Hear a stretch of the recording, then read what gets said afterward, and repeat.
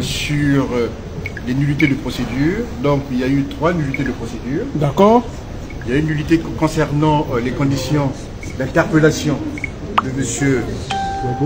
Souleymane Bouabokone. D'accord. Les conditions que nous avons trouvées illégales, du fait que le code de procédure civile, le code de procédure pénale est très clair là-dessus. D'accord. Il faut que quelqu'un soit soupçonné d'avoir commis un délit pour être effectivement interpellé comme il a été.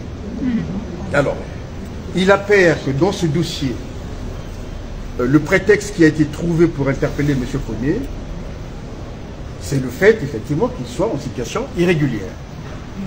Et donc il y a une fiche qui a été établie par le préfet, signalétique, qui effectivement a motivé l'interpellation par les policiers violemment de M. Koné.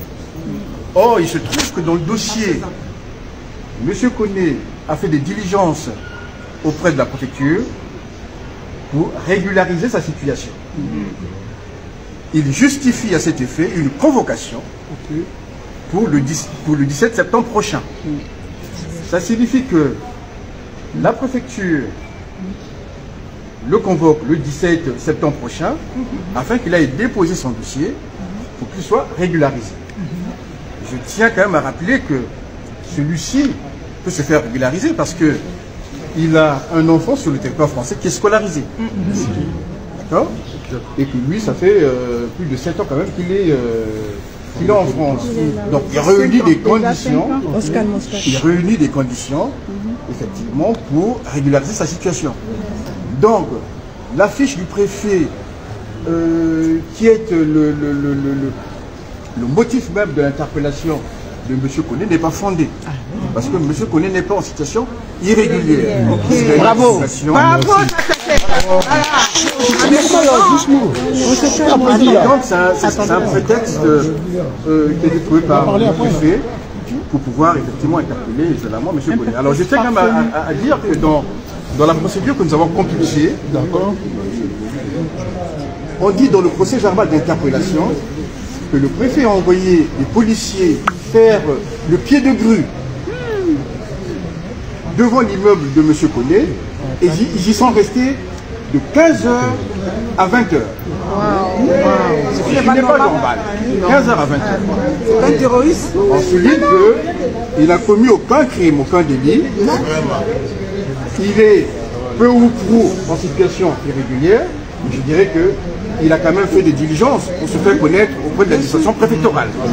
Et la convocation le prouve. Voilà.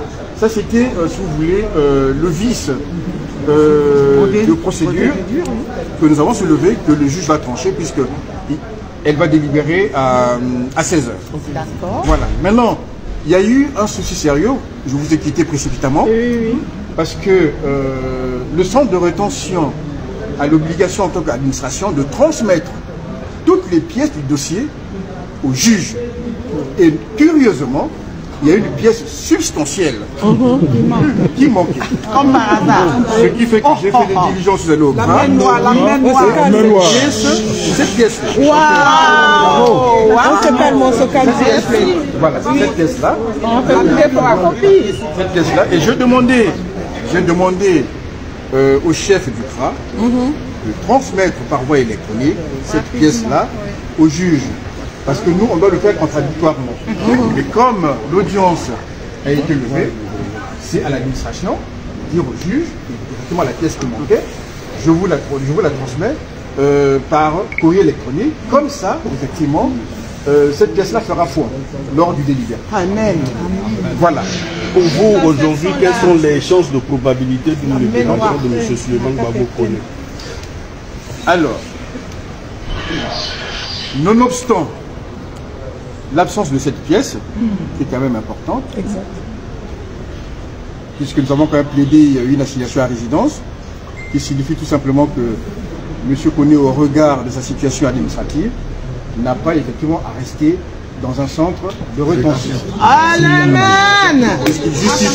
Il justifie d'un billet pour le Mali, et donc il peut organiser sereinement son voyage. Voilà.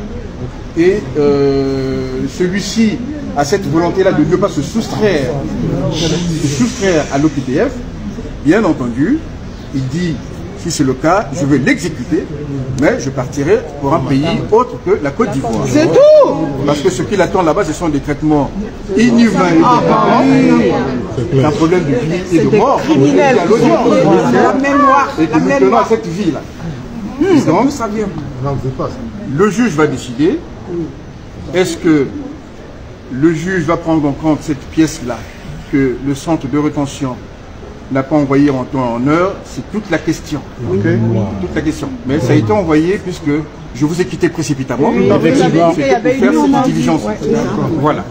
Merci. Merci. Donc Souleymane n'a pas d'enfant ici. Aboula ne porte pas le nom de Souleymane, il porte le nom du mari de Kadi actuellement. Donc il ne faut pas ils vont dire qu'il a un enfant ici, il n'a pas d'enfant ici. Même s'il monte il dessin, il ne peut pas avoir d'enfant parce que la cause de politique.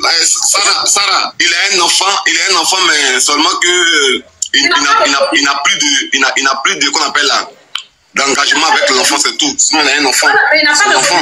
La fille était enceinte. Il faisait les directs de 6h jusqu'à minuit, dans l'hôtel. La fille a dit, quand on a galéré en Libye, on est venu jusqu'à ici, on n'a même pas encore papier. Tu es là, tu insultes. Parce que lui, là, il est rentré dans la politique, c'est un de ses frères qui lui a dit, pour rentrer dans la politique, tu fais les petites vidéos. Maintenant, si tes vidéos sont devenues un peu beaucoup, là, tu vas leur demander papier, ça, ils vont vite te donner. Donc il a pris goût dedans maintenant là. Il commence à faire sortir le gros injure. La fille ne peut pas dormir. La fille s'en fait femme de chambre. Elle vient, elle ne peut pas dormir. C'est comme ça qu'a dit maintenant, il y a pas de, la fille maintenant a dit, pardon, il ne peut pas dormir. En fait, les politiques là, tu as pris pour faire vrai. Moi, je pensais que c'était un petit amusement, tu allais faire pour que tu passes demander papier. Mais à la loue, ça s'en va, il faut arrêter. La fille ne dort pas, ils sont dans l'hôtel. Il crie, il va monter, il va revenir ici. La fille a dit, si tu n'arrives pas, moi j'ai parti. Il a dit à la fille n'a qu'à partir. La fille est partie. En ce moment-là, elle était enceinte, mais vente est sortie. La fille est partie. Elle a accouché un garçon. Ils l'ont appelé fatigué que la fille a accouché. Elle dit non. Il dit non, il n'est pas venu reconnaître l'enfant là. La fille est restée demain, l'enfant a grandi aujourd'hui, il est devenu un grand garçon. Le jeune qui a marié la fille là, c'est lui, son nom d'enfant porte. Donc il n'a pas d'enfant en France ici. Ils ont demandé un papier. S'il a un enfant scolarisé, il n'a qu'à envoyer un papier de l'enfant scolarisé. Il ne peut pas parce que l'enfant ne porte pas son nom. Voilà, l'enfant ne porte pas son nom. Il a commencé, peut-être tu étais en Libye pour venir, en ce moment on traversait 300 000. Tu es venu, tu n'as pas de papier, tu n'as pas t'asseoir tranquille. Politique, on peut faire d'une autre manière sans injurer. Tu peux prendre parti pris. Tout le monde a parti pris, mais sans injurer. Tu défends ton pouvoir en place. Tu donnes des techniques à ton truc, leader. Comment il devient président, qu'est-ce qu'il doit faire? Moi, je pense que quand tu prends parti politique, quand tu poses des panels là, c'est de donner des idées à ton leader pour dire, moi, je veux de toi comme président. Si tu veux un pouvoir, il faut faire ça. Mais aujourd'hui, là, vous prenez la politique pour faire la haine. Et puis, tu es dans un pays, tu n'es même pas encore régularisé. C'est une femme qui a payé ton transport de la Libye jusqu'à ici. Tu es venu, tu es à l'hôtel, tu es logé, on vous donne ticket resto. 125 € chaque fin du mois. Vous partez à Bao pour aller faire le marché pour venir manger. Tu n'as pas resté tranquille. Tu es là, on est là, perroquet sauvage dans l'hôtel là. La fille dit qu'elle arrête. Si tu n'arrêtes pas, si moi il m'en vais là, c'est pas bon pour toi. Il dit non, qui veut pas. Il est resté en train de crier dans l'hôtel là. La fille dit, ton il est trop d'air. Si c'est comme ça, ton moi il m'en vais. Il a dit à la fille là que c'est un ami qui a dit que de faire il va me donner papier. C'est dans ça il est resté jusqu'à. Il est parti faire demande d'asile. On dit que non, il n'y a plus politique en Côte d'Ivoire. Son ami dit continue. Il faut dire que tu es en danger. Il faut faire les grands injures. Ils vont dire que lui il est vraiment en danger. Attends, on le protéger. C'est la partie de là-bas. Il a commencé à insulter. Zéro. Ils n'ont pas donné papier. Voilà, c'est injure aujourd'hui, ça a empiré maintenant des choses. Ton fils maintenant, il a la mère de autre garçon, ta jolie femme noire, grand détail là, elle s'est remariée. Toi-même, tu es là seulement, tu n'as pas eu papier, tu as crié comme perroquet sauvage. Aujourd'hui, on dit que tu dors au Mali. Voilà, et puis le Maka est mieux que Mali. Parce qu'au Mali, il n'y a pas courant, il n'y a pas Plakali, il n'y a pas Gaba. C'est pas mieux, tu vas passer à la Maka, tes amis vont venir te donner Gaba là-bas. Ils vont venir te donner à checker. Voilà, et bien si c'est moi ici, toi là, qu'aujourd'hui on va au tribunal, je dois couper en même temps pour la Maka. Parce que tu vas il n'y a pas de Gaba, il n'y a pas de fou. Pour la Maka, tes soeurs qui sont en pouvoir, elles vont préparer Plancali. Elles vont préparer. C'est bon. Le terrain est fort. Donc, d'ici 16 il faut réfléchir.